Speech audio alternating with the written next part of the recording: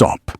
Before you rush into your next email, your next meeting, or your next ambition, ask yourself this: what are you truly running toward? Every one of us is chasing a version of the good life, yet we sacrifice the very best parts of our current life to get there.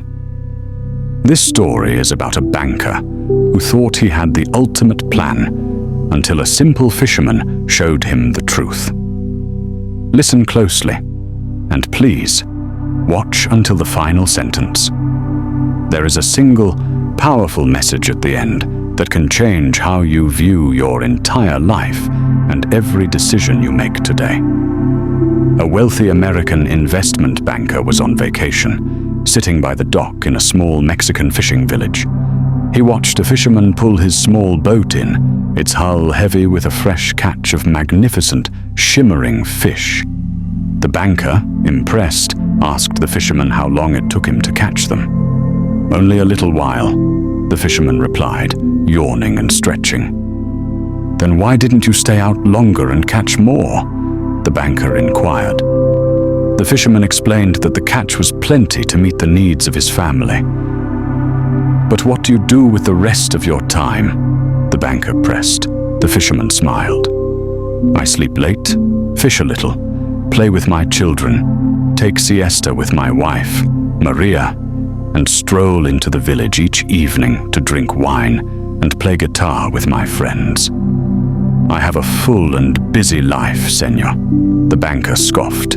"Look, I have an MBA from Harvard, and I could help you. You should spend more time fishing. With the extra money, you could buy a bigger boat. Then, with the proceeds from the bigger boat, you could buy a fleet of boats. Instead of selling your fish to a middleman, you could open your own processing plant.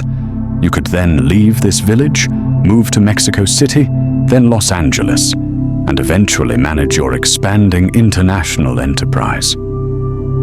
The fisherman, quiet for a moment, looked at the banker. "And how long would all that take, senor?" 15 to 20 years, the banker answered confidently. "And then what, senor?" asked the fisherman. The banker laughed.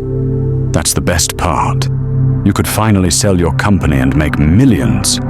Then you could retire, move to a quiet village, sleep late, fish a little, play with your grandchildren, take siesta with your wife, and spend your evenings drinking wine and playing the guitar with your friends."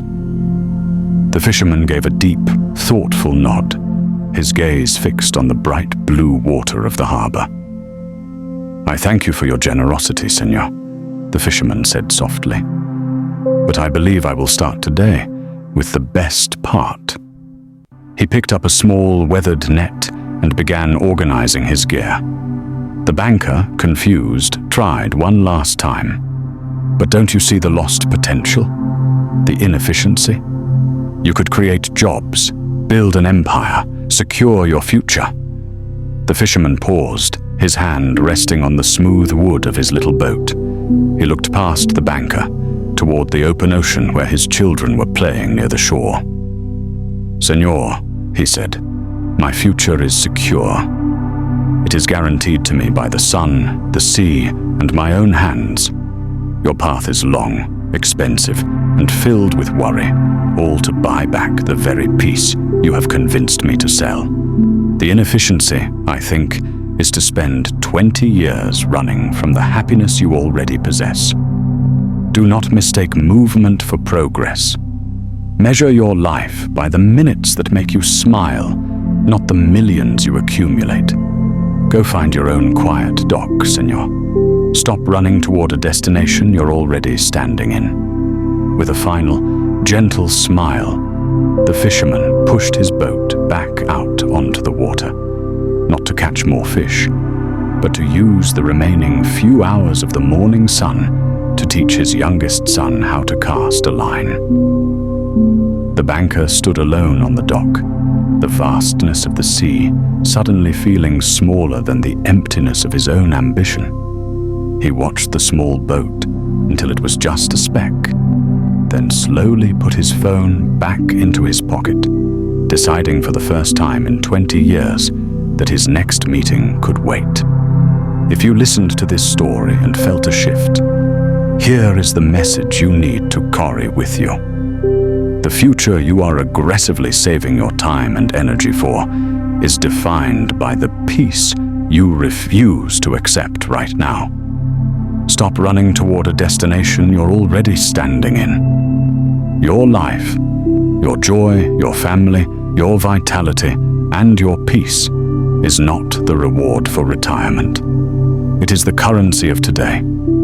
Use it well.